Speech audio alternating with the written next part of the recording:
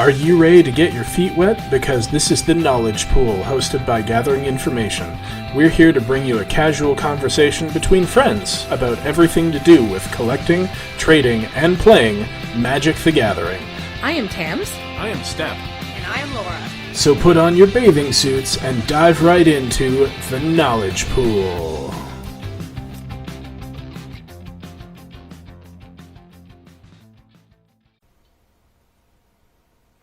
Hello, everybody. Yay, Laura started. Well, you two were looking at each other gormlessly, so... We were just going to sit here until somebody That's said a something. good word, gormless. That's pretty good, right? Hi, everybody, and welcome to the Knowledge Pool. Yes, welcome.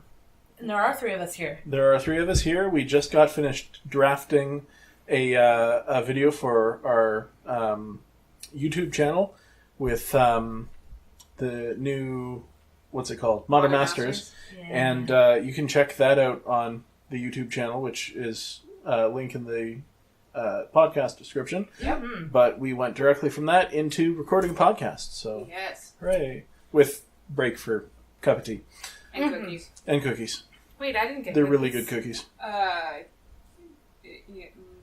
I missed out. You missed out on cookies? Apparently, I went to the washroom instead. I mean, I guess you fool. take your choice, right? Okay, so do we want to start with what is in the news this week? What's making news across the Magic-verse? Our daring reporter is here to tell us about it. Yes! Yeah, not too much. There were potentially an Amonkhet spoiler accidentally let loose into the wilds of the Modern Masters packs. Apparently somebody in an English pack of Modern Masters opened up what appears to be a Portuguese Amonkhet rare. And the interesting thing is that it features a particular card mechanic that we have never seen before. Yeah, I'm not entirely sure that was a mistake. Usually when they come out with something like this, it's not a mistake.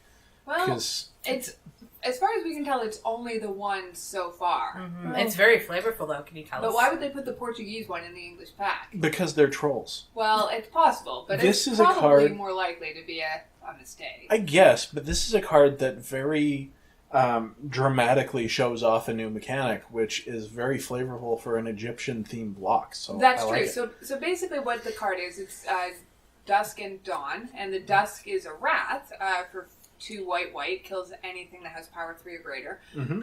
And then, if Dusk is in your graveyard, you can then cast Dawn from your graveyard using a new mechanic, apparently, probably called Aftermath, according to the most popular translations. Mm-hmm. And the Aftermath effect says cast a spell only from your graveyard and then exile it, and it is 3 white instead of 2 white. And it says return all creature cards with power less than or equal to 2 from your graveyard to your hand. So it's basically the Wrath that aggro decks kind of want. Yeah, and it's extremely flavorful for white. So, and for the set. And for Egypt. So good. And to be honest, I've always appreciated their naming conventions with the fuse cards and the the either or type of cards where they do far and away and yeah, so it's basically a split card, Dusk and Dawn. but That's pretty good. half of it is cast from your hand into the graveyard, and then half is cast from your graveyard into exile. You mentioned something really interesting that I hadn't thought about, but the position of the card, the way it's printed, the way it can be positioned in your graveyard. Yeah, well, somebody else mentioned it at the league finals, which we'll get to in a minute, but they've positioned the card so that the top part, the main spell, is a normal spell, but then the bottom half, the one that you're casting from your graveyard, is a split. So you could turn it sideways in your graveyard so that you have access to those spells in your graveyard. And I think it's very well set up for a play space, except that I would have it pointed the other way because I'm left-handed. Right. I mean, the problem is that it looks kind of awkward, just as A little bit. as a card, just because you have the artworks at different orientations, and obviously it's very functional in the sense that you said, if it's in your graveyard, you'll be able to definitely position it in such a fashion that you can have access to it quickly, but if it's in your hand, it looks a little odd. I mean, I don't... Sure, it looks a little odd, but from your hand, when you've got more than 2 cards in your hand, that's how most cards sort of look anyway. You're not looking at the text box, you're looking at the name and the art. So I don't mind it, because my hand is currently covering the text box of this Magic card, and that's where the second portion is. Sure, but you're an experienced Magic player. That's true.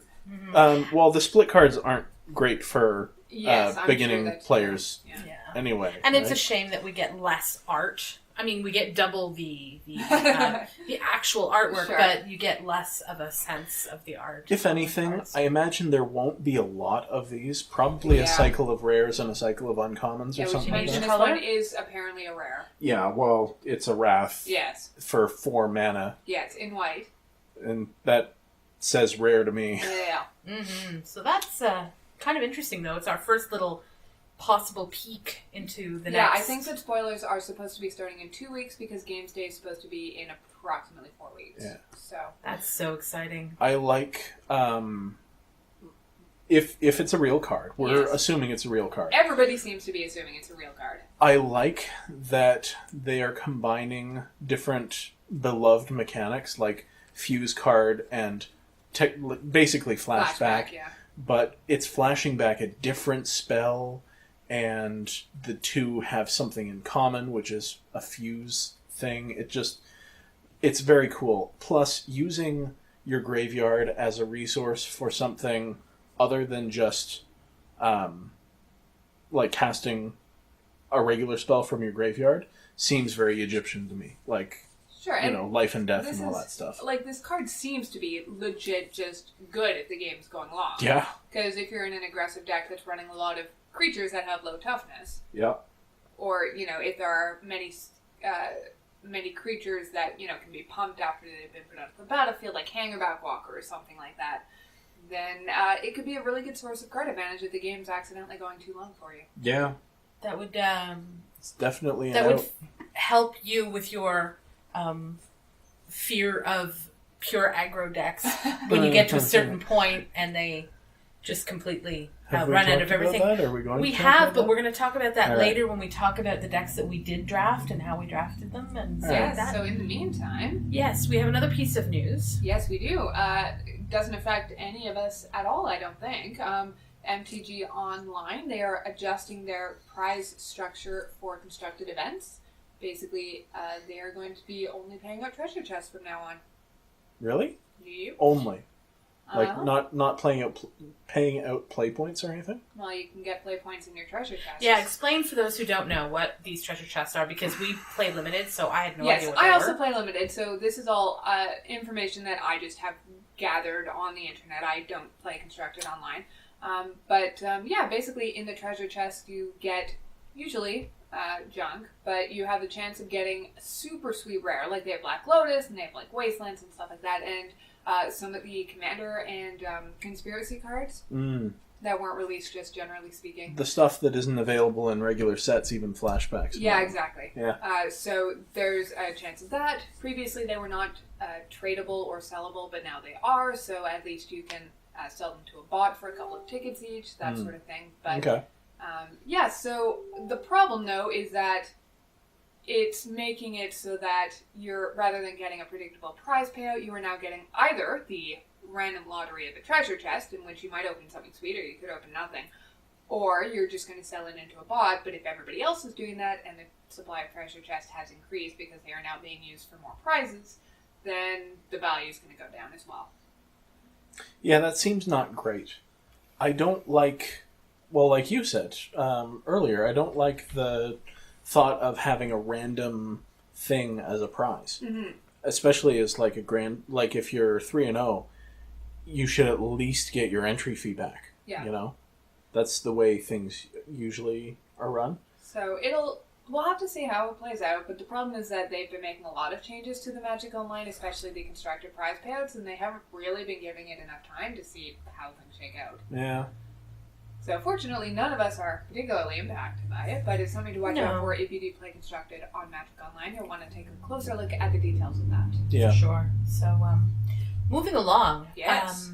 We had, well, by we, I mean you, had league finals yesterday. So where were you guys seated going into the finals. Step, did you make top 8? I made top 8. I believe I was 7th? 6th. Or 8th? Sixth I or was seventh? 6th. I was And 6th. I think you were I was 5th. 5th? Yes. Yeah. Aha. So the way the league finals worked, it was the top 8, at least for this one. We actually went in and discussed how to improve the league in future before the top 8, which was cool. I like Yeah. that. Can we talk just a smidge about it, about the problem we have with the league? What's Sure. the problem with the league, Tams? Well, I was actually You so prime representative. example of what the problem was. Yeah, You're the problem. 7 of the top 8 showed up for the meeting, plus myself, and everyone was welcome to come and talk about it, to talk about the league. But the problem that they're having is people dropping out and not finishing their matches, just quitting before the league's finished. And not just all at once or anything, No, just sort of trickle peters. effect. Yeah. So one of the biggest problems is, and this was my issue, is if you miss a games night or 2, you're suddenly having to make up 8 or 12 matches in a night, or Which in is 2 impossible. nights, and it's Yeah. so hard, and it's really stressful. And you can only play one person per week, like one match against them. So it's really difficult if the only people showing up are, the same 3 people that you're always catching. That was my problem. Step, you would be there, and the shop owner would be there, and maybe one other person, and I couldn't catch up. And you just go, why am I bothering? Yeah, I missed a couple of weeks, and I managed to almost catch up by playing extra matches before F&M or Yeah. whatever, and that's if you go. And you still didn't catch up all the way. No, I didn't. Yeah. I still was 2 matches short by the Yeah. end. And for me, it made more sense for me to drop out and not be spending the money on the packs, the extra packs that we can buy, and stay home and do other stuff that needed to be done instead of continuing to go. And that's a shame because it's so much fun. So we did discuss that issue and that kind of thing. And Yeah, the other concern related to that is that when people start dropping out, it is just the same 6 or 8 people coming every single Tuesday, and then it's hard for everybody else to get their games in, just because, depending on timing, there might literally not be enough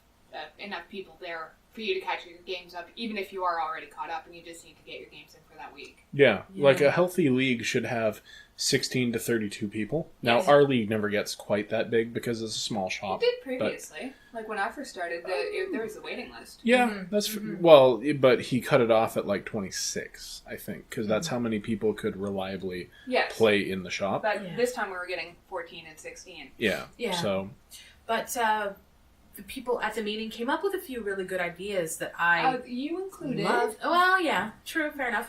But it's really great. One of the suggestions was to do 3 weeks of matches. After the final. Yeah, tournament. after the Or first the opening the tournament, first sorry. tournament, and then we would have 1 week that would be a catch-up week, and then added onto that, I think it was Step's idea. Every week there is a random draw for people who have finished their matches to receive a prize, which has been traditionally store credit. Yeah. yeah, like $5 store credit or And you $6. came up with a way better idea to incentivize people coming out to the makeup week well, who didn't need to make up, and your idea was it wasn't just okay. So I came up with the idea that instead of having a random $5 prize, make it an extra pack to add to your league deck, or that you could add to your league deck. yeah. It makes a better investment for the prize with a similar cost, you know, Yeah. and it would incentivize everyone to come out regardless of what their position was. We're all Magic players. We like opening packs. Yeah. Yeah, because the thing is, like, if I miss a week because I'm sick and I show up and you guys are caught up on your matches, you could just use it as, okay, I get a night off. But you love to play Magic, and the chance that you could win a pack for showing up and playing 4 matches to help people out. And if the matches don't count for you because you are already caught up on catch-up week, then you can mess around with your deck. Yeah. You can try out a different configuration. You Yeah, can that had I been really my like that thinking. idea. give yourself a break from what you might be getting sick of. Kind of Mhm. refresh yourself. That was something I was hearing as somebody who wasn't participating any longer, was people bemoaning the fact that I'd love to try out this sweet possible red-white deck, but I don't dare because I'm winning with the one I have and I don't want to mess with it. So my thinking was, yeah, but if on the week if you're caught up, you could totally just play whatever you want and try it out. Yeah. And presumably, you're in the league just to show up on Tuesday and play Magic anyway. So it shouldn't make much of a difference if your matches count or not, because that's not really the point. Yeah. Right. So that was really helpful. And hopefully, if people are listening who have their own league and have these problems, these are something maybe you guys can...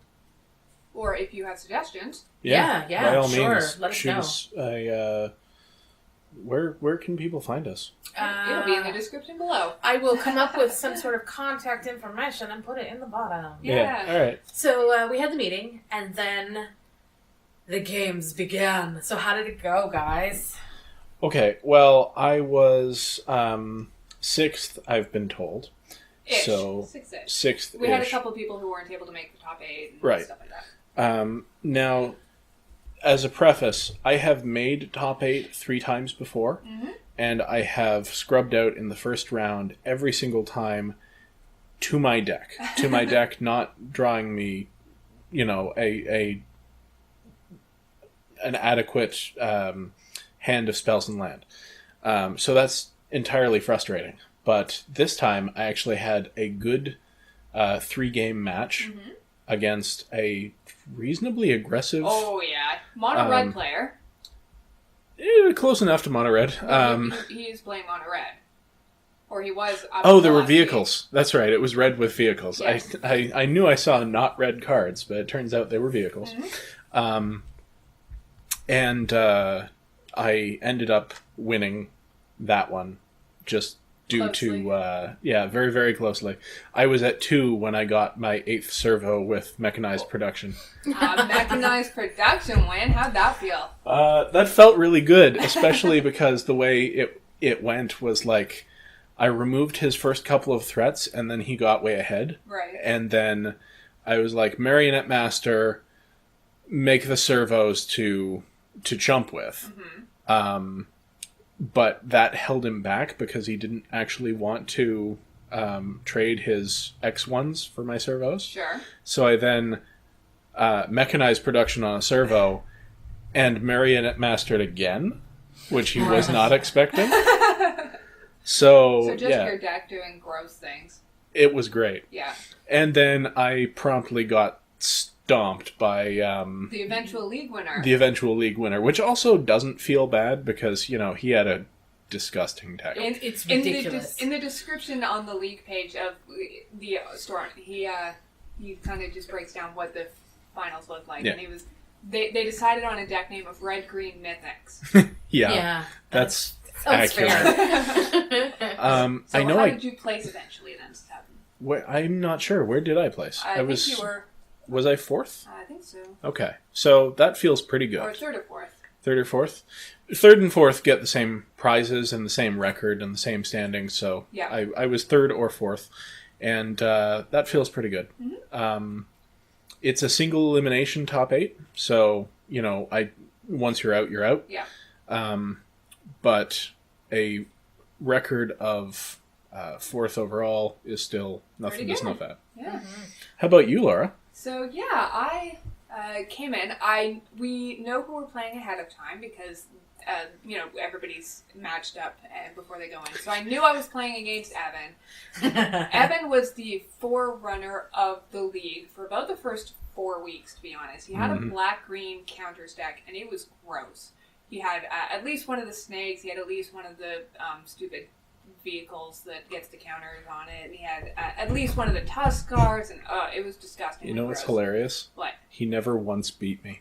Yes, so anyways, I had planned, Steph had convinced me to go and play the black-blue version of my deck. But I knew against Evan that I wanted to play the blue-white version. Yeah, because that makes sense. My removal's better, and it's generally more evasive creatures with more stuff blocking up the ground, which I figured would hold him off because he isn't green. He did have a couple of reach creatures, but he didn't have anything with flying. Yeah. So, game 1, I curb stomped him. Nice. I had like a god draw. I had a 2-drop Aether Swooper on the play, a 2-drop Aether Swooper into the white 3-drop Vigilant Lifelinker into the 4-drop blue-white tap your creature down into a 5-drop, which was just another one of those 4 drops plus a pacification array. Nice. So yeah, it was over very quickly. Game 2, he promptly came back and beat me in the face pretty badly. And then game 3... Sounds like my games against Yeah, it was pretty back and forth. Game 3, I did manage to win, which was surprising because I hadn't won a game against him in the entire league up until then. Yeah, so I then faced the store owner for match number 2, and he was running red, green, beat down. Splash black for snake, for beat down. He'll claim that the reason I won is because he mulliganed to 6 in both games 2 and 3 and then got stuck on land. But, basically, my deck was superior. Or something like that. I did switch back to the blue-black version against him because I had played a trial run of that deck against him and won. And the game took like 45 minutes, but I did win and it was pretty convincing. So I figured that would give me the best chance. And it turned out that my deck wanted to beat him down. Because it was just 2-drop into 3-drop into 4-drop into 6-drop into... my deck worked out exactly how I wanted it to, so it was all working. Feels good. It did feel pretty good. So then, I was into the finals.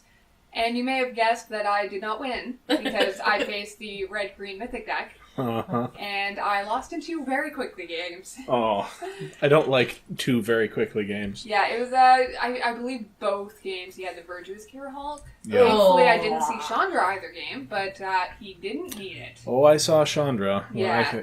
And what was really tough about my second game with him was that I was removing all of his creatures. But then I ran out of spells and drew 10 of my 15 land. Right. I actually had slightly the opposite problem. I was gated on mana. Specifically, I flooded out... I had too many islands. I was running 10 swamps and I think 6 islands and a renegade map.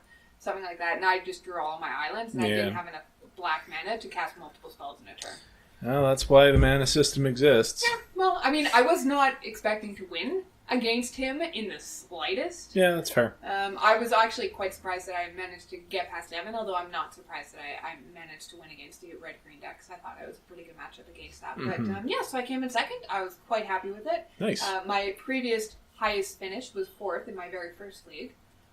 So... That's pretty awesome. Climbing up the ladder. Yeah. Yay! For everybody, I guess. Because, Tams, how were you doing before you decided that you couldn't catch up? Last place. Oh.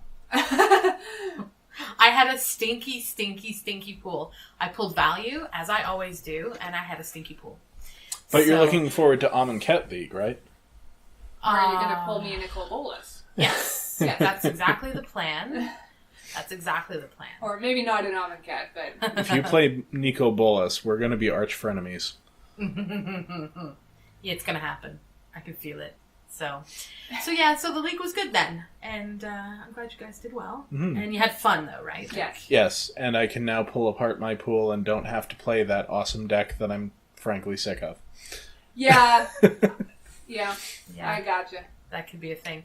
So, you and I, we talked last week a little bit, the 3 of us, about our modern cubing on MTGO. You and I tackled the modern cube twice more. Yeah, I really like the modern cube. And I don't know why exactly. It's just, I like creatures, and there's a lot of cool creatures in it. So, last week we forced mono red. This week we wound up Can't force it if it's open. That's right. That's right. This week, the first one, we went green. I just told you, go ahead, grab what you want, because... Yeah, we didn't record any of it, and maybe we should have, because it ended up being fun, but... so fun. Well, except the first round. No, that was the second round. Yeah, the first round was great. The second round, we were up against... permission, which is never fun for anybody involved. It's fun for somebody. Not for us. But, and to be honest, manifesting a Crater Hoof Behemoth off of Whisperwind Elemental Elemental doesn't feel great. But it's fine when your opponent doesn't realize that he doesn't get the trigger. Yeah. Like he's just like, and concedes. We're like, So, okay. Never concede, kids. never right. concede. That's right. So it was a big green stompy deck with everything you want in a stompy deck. We had the Whisperwind Elemental. We had the... Whisperwood, yeah. Yeah. What's the Cobra? The Lotus Cobra. Lotus Cobra, which was fantastic for mana. We Great had fetch lines. Primeval Titan. Mm-hmm. We had Acidic Slime. Yeah, talk about the last that game. Okay, so what did we end up doing? We were against a mono white aggro, and he just dropped Spear of Heliod so that he could take a hit from Primetime, but then kill Primeval Titan. Which would have set us back big time. Which would have meant that he wasn't dead the next turn, and we would have instead had to For another threat. Yeah. wrestle with him. So what ended up happening was we dropped Den Protector, Megamorphed, flip up, grab Acidic Slime from the bin to destroy the spear, and got the concession. Right. And that felt pretty good because it sounds like it should be just something that you think about, but in the middle of a game, That's having pretty to actually fun to kind of parse out and figure and figure out that you actually have enough mana to cast everything. Yeah. So that was And we had super exactly fun. enough mana, so Yeah, that was super fun. Thank you to And Primetime. then, yeah.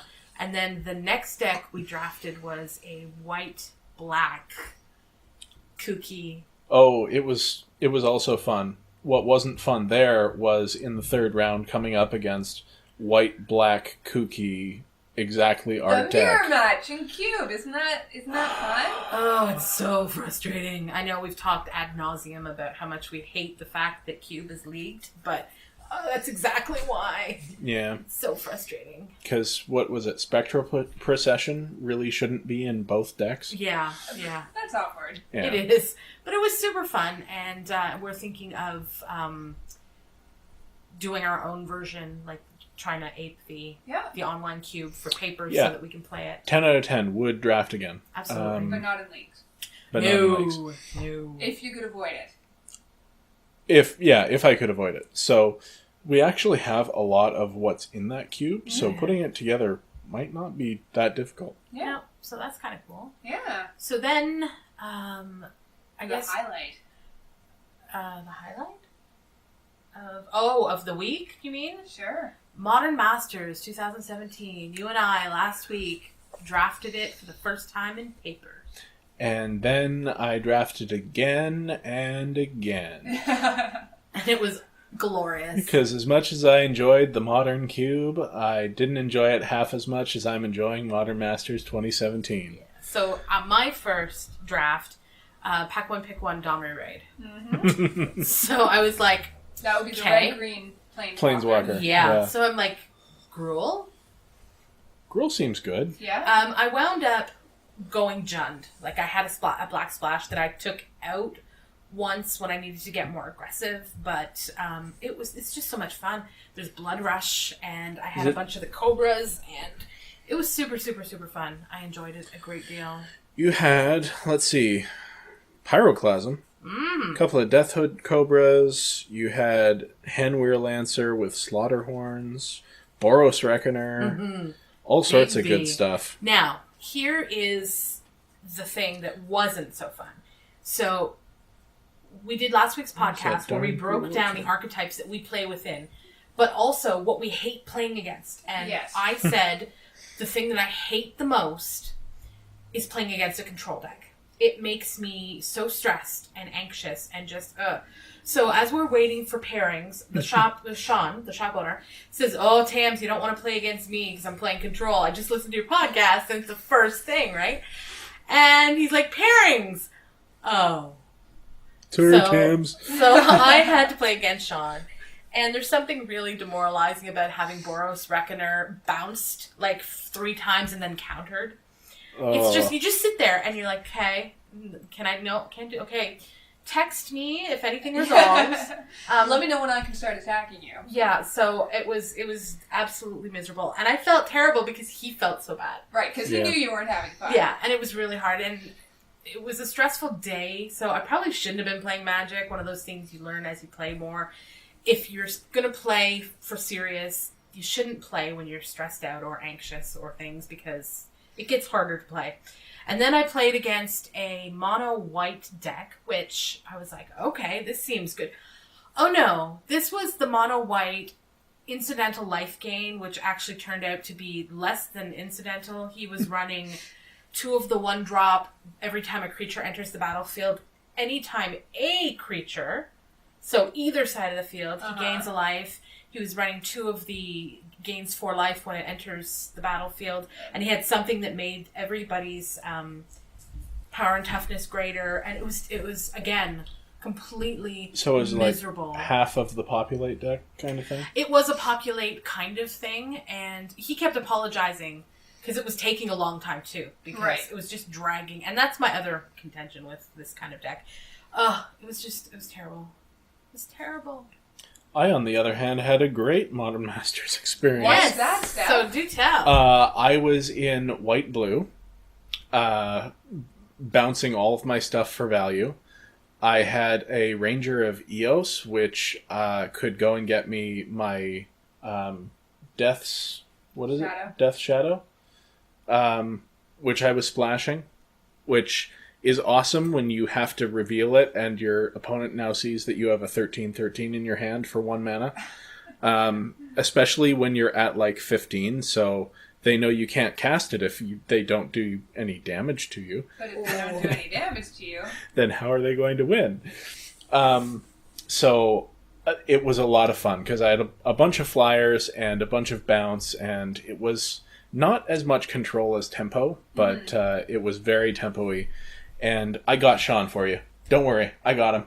Nice. I got him because when he went to cast his draw 4, I spell pierced it. Oh! You spell pierced the counter or the blue, the control player's draw card. that's how you do it. That feels brutal. really good. And I know that Sean is man enough to take it. So. Yeah. And then you dropped it again, did you not? I did the very next day. The store owner had said he was only going to do 1 draft at that price, but then he decided, oh no, we'll do 1 more today, mostly because he wanted to play. Yeah. So I went in for that and went Boros? Mono Boros? You and Tams, man, sharing the same playlist. Mm-hmm. My Boros deck was red with a splash of white. It was Scorched Rizalka into Dragon Fodder into... 1 drop into 2 drop into... Yeah, 3 drop into 2 drops into the devils that pump everyone's power. Yeah. And yeah, that was a 3-0 deck if ever there was one. Mm-hmm. But what I found kind of interesting was the next day you text me and you sent me pictures of the deck you built. Mm-hmm. And then you said you found something interesting about your own play style in that you found another build.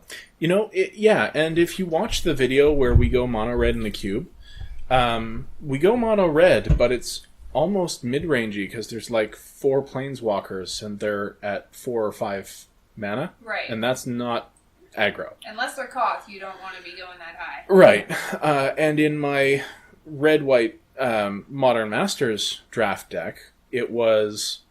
there were 2 4-drops and a 5-drop. Mm-hmm. And like a wall of 3 drops. But when I looked at it later, I should have been running the 3rd Dragon Fodder over the... I think it was a... What's the 4-drop splicer? The Master Splicer? The white one? Yeah, it's the white 4-drop splicer.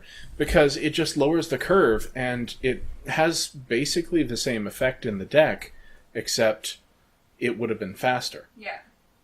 But when I'm building a deck, I don't think about building aggro. I think about building mid-range. I want to have something that if the game happens to go long, I have a way out. But that should have been my Scorched Rizalka and sacking all my creatures, you know? It's really interesting, So- though, to see how your comfort zone archetype impacts your drafting other archetypes. And not just drafting, the building part. Yeah, the building part of And it. I always absolutely. prioritize creatures too high to draft a real control deck, too. So it's like, I have some growing to do as a drafter to draft these archetypes, because I know that there is more to Magic than the mid-range. And it's like, I branched so far out, but I can push those boundaries, you know? That's really interesting. So So then we move on to Sunday, when the three of us drafted. Yeah. So we've talked a lot. Laura, how was your first Modern Masters experience? Oh, it was all right. Just all right. So, like Tams, these ones were not for keep though. This was somebody was opening a case and was kind enough to allow us to draft the cards as we opened them. Yep. Or a box rather, not a case. But like Tams, I also picked one to Domri Raid and decided I was all in on the Gruul train.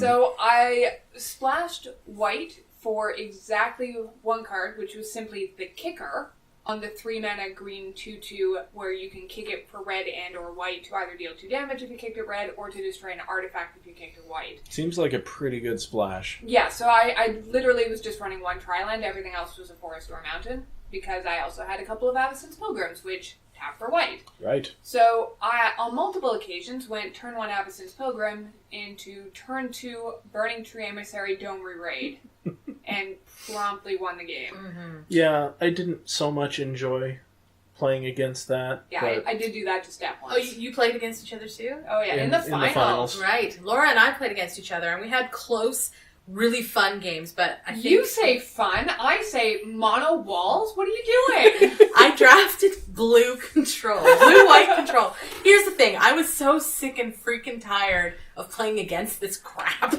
that when I started getting... I was drafting white, and I was like, oh, okay. You know, maybe there's Flyers some... I figured I'd probably end up in Boros, Sure. or even, mono white splash something, or maybe pick up some green along the way. And then I opened my eyes and realized how much amazing blue was coming by me when it shouldn't have been.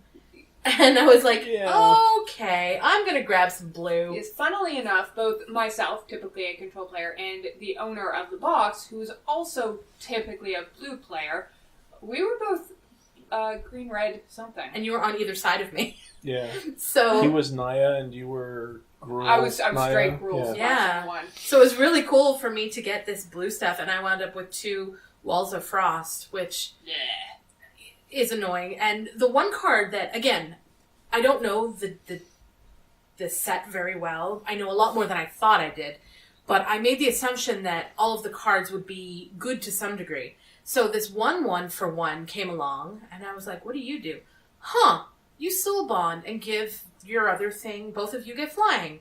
This seems good. So I ran 2 of them, and it was fun. Yeah. So who else did you play? What other was the... Well, I played you. Yes. And I played Step. Yeah. And then I played our 5-color foil friend. Yes. He was running 5-color foil. Yeah. Oh. Which is typical of this particular Magic player. Yeah. I think he was actually running 4 colors, but he had basically like 5 or 6 signets, and he was basically mono slicer.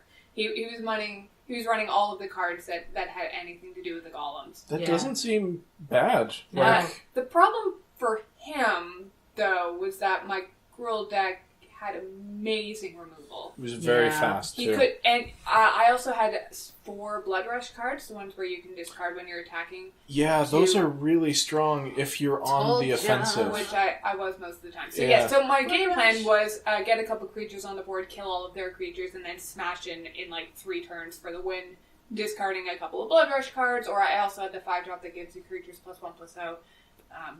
And that plan worked really well. I ended up 3-0 and like I said, really cool. I faced Step in the finals. He was also 2-0 up until that point. Yeah, so my record up to this point had been 2-0-1 with my white-blue deck, 3-0 with my red-white deck, and then 2-0 with my black-red splash blue. So my draft at Riley's, and I'm very happy that all 4 of my Modern Masters drafts have gone completely different directions.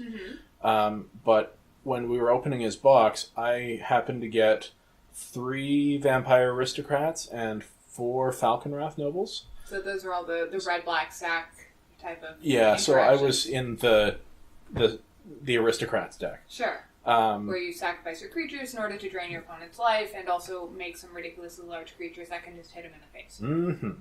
And I was splashing for a steal a creature card and a Moroi, which is a 4/4 flyer. And there's something else there that I don't know. The steal. Oh, Din Rovahor. Oh yeah. Yeah, that's pretty good. So I had a lot of fun with that deck and a lot of removal. But having a wall of little things against an aggressive opponent who can give their things trample or just buff them is not so great. And to be fair, I did get the Scavenging Ooze out against you. Yes. And that card is particularly good against your deck. Yes. Because you have multiple unearthed creatures that you're trying to get value out of, but instead they gave me value because they healed me back up to 20. If I had had one more turn, I could have stolen the ooze, but alas, it was not to be. Yeah, I think the only thing that makes me a little bit sad was that it wasn't a keep what you draft event, because I opened a fetch and I opened a Blood Moon. And I was like, Riley, get me a sleeve. Yeah, that was a good box. There was a Blood Moon in that box. Yeah, there was amazing. 3 fetches. 3 fetches, a Tarmogoyf. Yep. Oh, I killed 3 Tarmogoyfs, by the way. In one game? In one game. That must feel pretty good. It felt bad when it was happening, but it felt great after the fact. Did you win? I did, yes. Well, my opponent was cautious. If she had just been swinging every turn, I probably wouldn't have won that game. But she gave me the time I needed to get out double Falconwrath Noble. And, yeah, because your deck all my usually stuff. wanted to go kind of longer. A little bit. Like, I had some good removal, but mostly I just needed a Falconwrath Noble and something to sack creatures to. And yeah, but it was terrible when things happened to them. yeah, it was real terrible. Thanks, Laura. You monster. So, yes, That's our friend Evan was there as well. He was a little bit sad because he wanted to draft the Miracles deck. But then at He least... wanted to draft a specific miracle. What's it called? It's the red one, Thunderous Wrath, I think. Thunderous Wrath? All of them, yeah. He just wanted to take all of those. And there were 4 in the draft.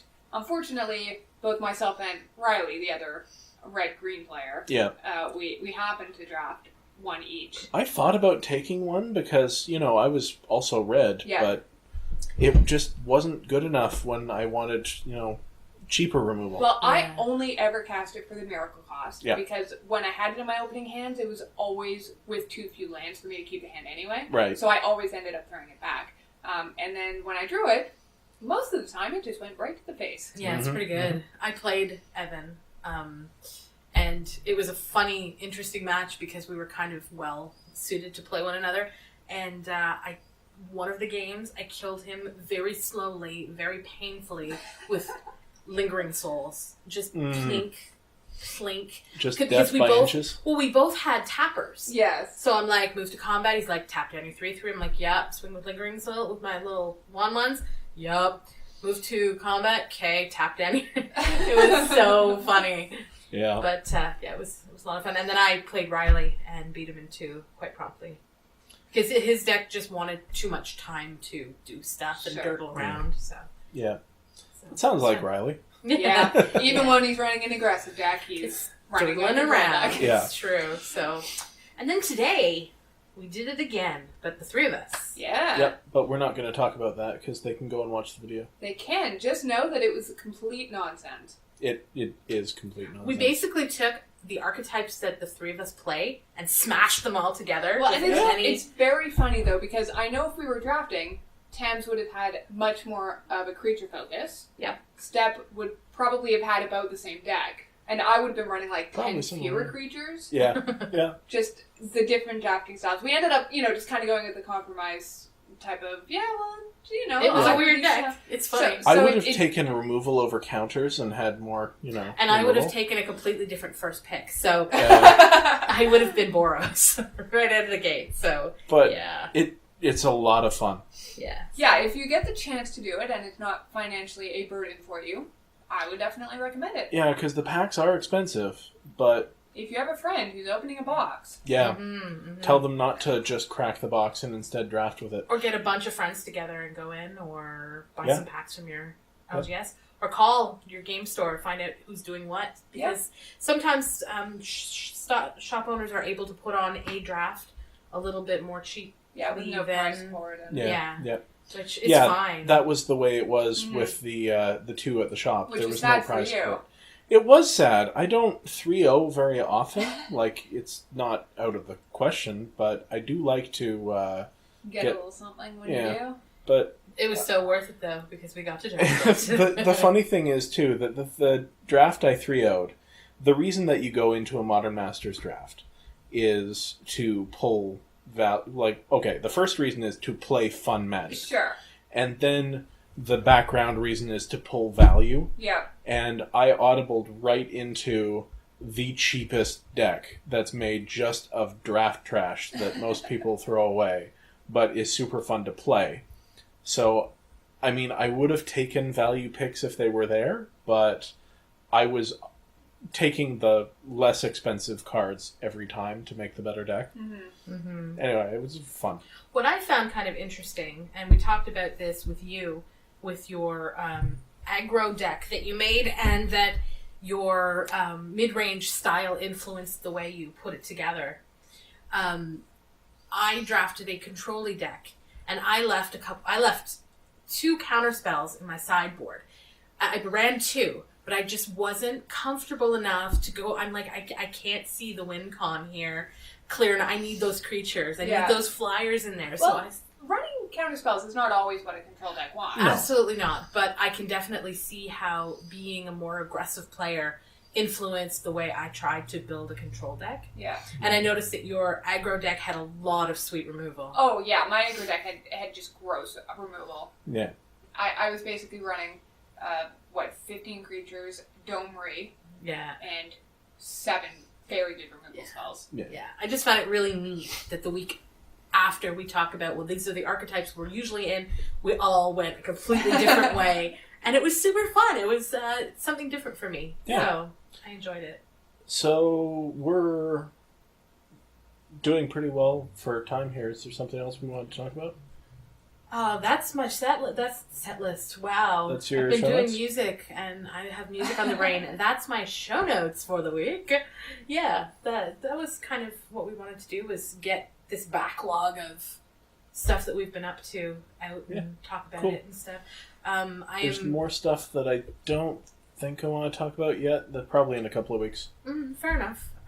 Did you want to mention the cube that we're going to be doing? No, that's the stuff that I'm going to... Okay, fair enough. Well, I think maybe one thing that we could talk about on the topic of cubes is the reverse color pie cube. Say what? Ooh. Isn't that... I mean, I know that... I'm pretty sure you were talking about it a bit earlier, Steph, weren't you? The reverse... It's basically just an idea. I think it was maybe submitted for some of the MTGO online they did cube challenges and stuff, and they did have it out and able to be drafted for a bit. Yeah, is that coming back or?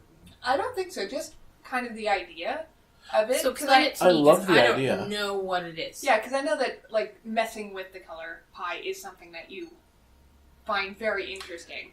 I like the expression of the color pie. Like, the color pie is very near and dear to my heart. Mm-hmm. I love the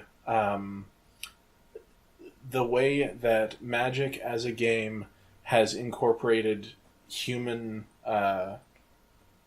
internal struggle, internal conflicts into its very mechanical core, and that's the color pie. Mm-hmm. So finding a different way to express that with a twisted colored cube is really interesting to me, but it's not something that I've spent any amount of, a great amount of time. Yeah, so basically thinking about it. the color cube, like I said, it was something that they put on MTGO for a bit, and it was one of the, hey, we're open to submissions for cubing ideas, and somebody put this in, and basically it was just a bunch of mechanics that were in different colors than they normally would be. So a lot of stuff from Planar Chaos then.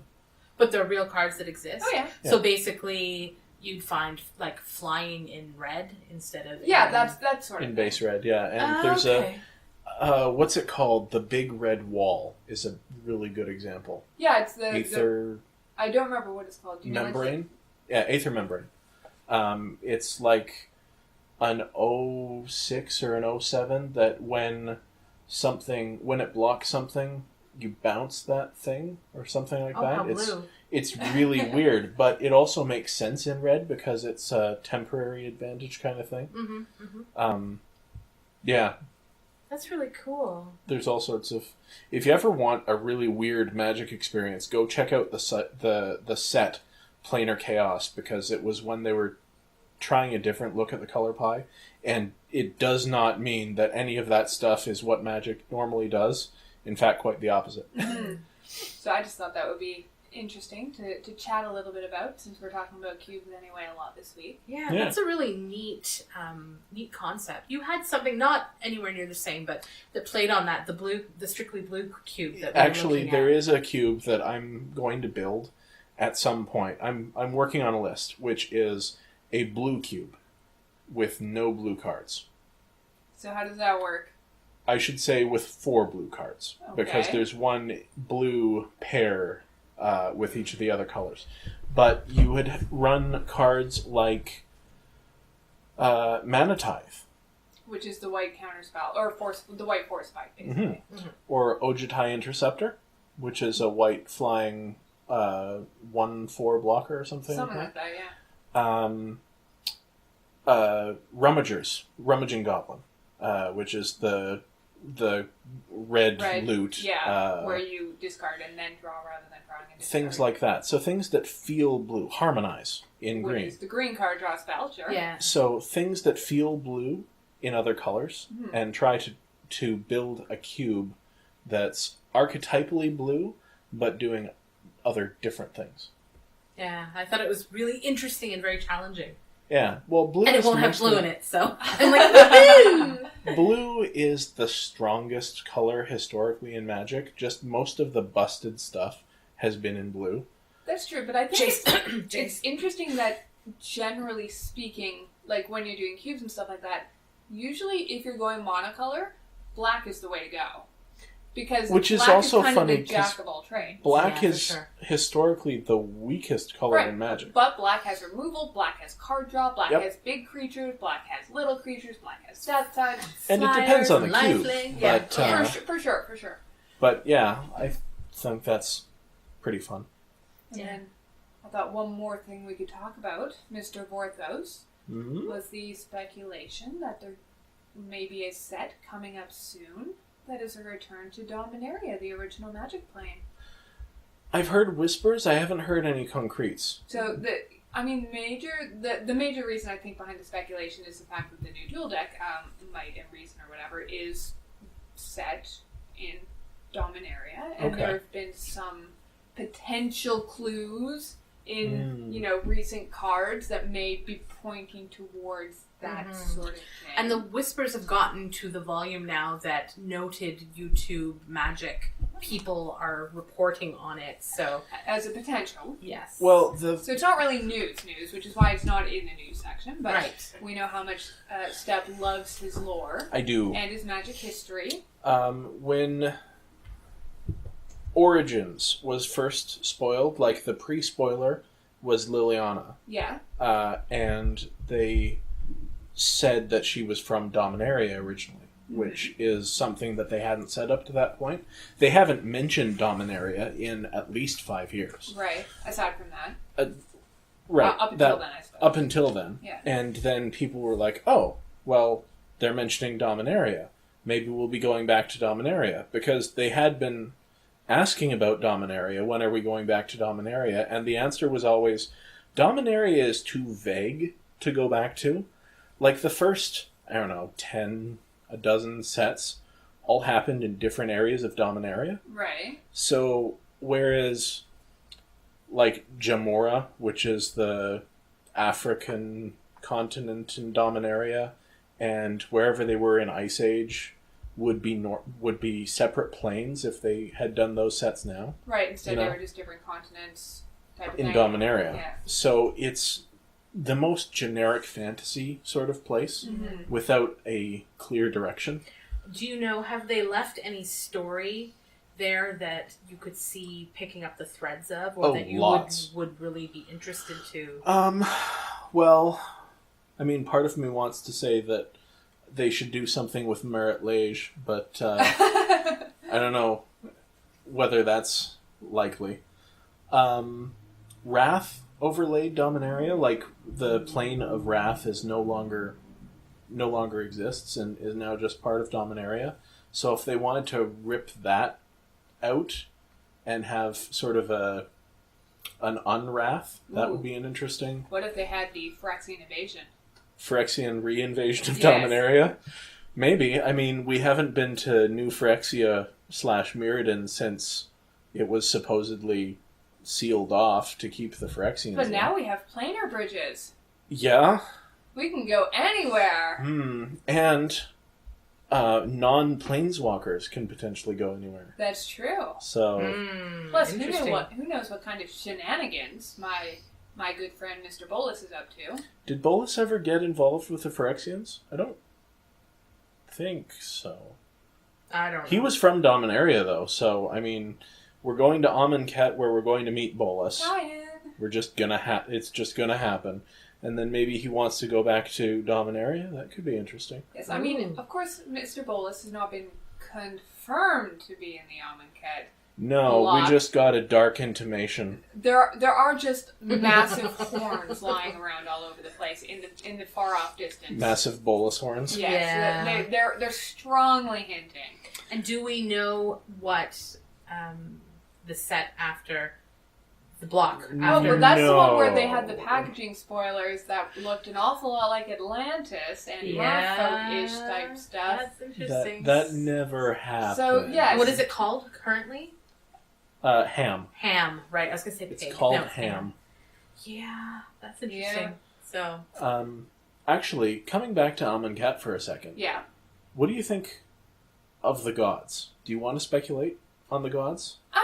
I mean, so far we've seen artwork that appeared to be what looked like probably going to be gods similar to the Pharaoh's type of gods. Yeah. And they have a vaguely Egyptian flavor. Mm-hmm. it looks like the Anubis-y kind of. I wouldn't say vague. Yeah, they're like layered with. Yeah, so it's not the most subtlest of comparisons there. So I think they look interesting. I'm willing to give it a try and see kind of how they do things. I really like the Theros gods. Mm-hmm. I really like the implementation. I like the fact that they're indestructible, which made it, made good them seem card. godlike. Yeah, but in limited, it wasn't overwhelming just because of the devotion mechanic, meaning that most of the time it was just sitting there giving you an enchantment type incremental advantage. Mm-hmm. It was only if you were really going off that you got it as a creature. Mm-hmm. If they do something like that, it could be really fun, especially if they are doing more graveyard interactions. Like, can you imagine having a Theros type god on the battlefield, but instead of giving all your attacking creatures trample or whatever, it's like, yeah, you can pay 1 and a black, and you can cast a card from your graveyard as if it had flashback or an earth, or card flashback or an earth. Something like that. Or maybe devotion is the number of cards in your graveyard or something like that. Yeah. Like, you have a theory that they're not going to be enchantment creatures. It's a common theory. It's not just my theory. Yeah, I think you're probably right. It seems like they seem very artifact-y. Yeah. And after an artifact-heavy set like Kaladesh, usually... And then a graveyard-heavy set before then in Innistrad. Right. The revision. It seems like they probably wouldn't want to go directly into a heavy artifact set, but saying that there aren't a lot of artifacts except these artifact gods, which may or may not have been created by Nicol Bolas at some point. Yes, and whether there's any kind of interactions with other recurring characters who may appear on Amonkhet. Right. There was an interesting thing. I think it was the I'm blanking on the name of the podcast that I listen to. Oh, do you mean the Magic the Amateuring? Yeah, Magic the Amateuring. They were talking about the gods in a goofy, silly way, but I think they may have hit on something that they didn't realize they hit on.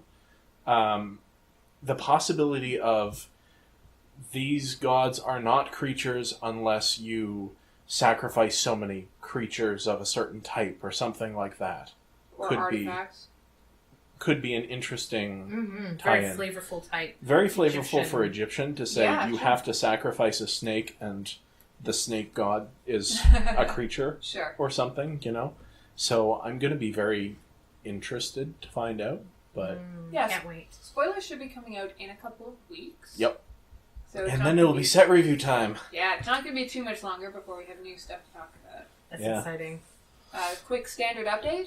Nothing has changed. It's still boring. Mardu vehicles, still pretty good. Alright, I have to, I don't know, build a silver bullet deck or something. Combicat, still pretty good. That seems easier to interrupt. Yeah, as long as you have mana open and you happen to have like a counterspell or a shock on turn 4, just in time for the combo. I think and I'm that's going assuming that they to... don't leave their counter magic open and etc. I think I'm going to build Baral Mono Blue as a standard deck, just to...